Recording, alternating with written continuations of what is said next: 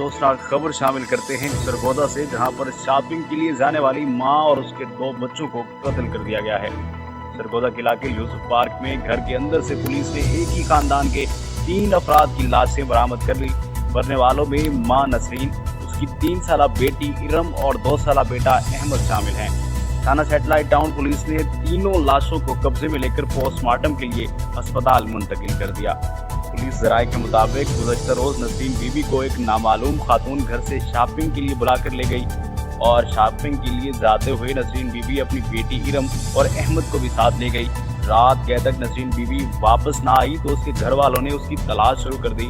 इस दौरान अहले खाना को इत्तला मिली कि नसरीन बीबी और उसके बच्चों की लाशें यूसुफ पार्क के घर में मौजूद हैं। अहले खाना ने फौरी तौर पर पुलिस को इत्तला दी, जिस पर पुलिस ने मिलकर यूसुफ पार्क घर से लाशें बरामद कर ली। पुलिस जराये के मुताबिक तीनों को गला दबाकर या जहर देकर कत्ल किया गया है। ताहम कत्ल की वजूहात का तयन पोस्टमार्टम के बाद ही हो सकेगा। थाना सैटेलाइट टाउन पुलिस ने मुकदमा दर्ज करते हुए तफ्तीश का बाकायदा आगाज कर दिया है।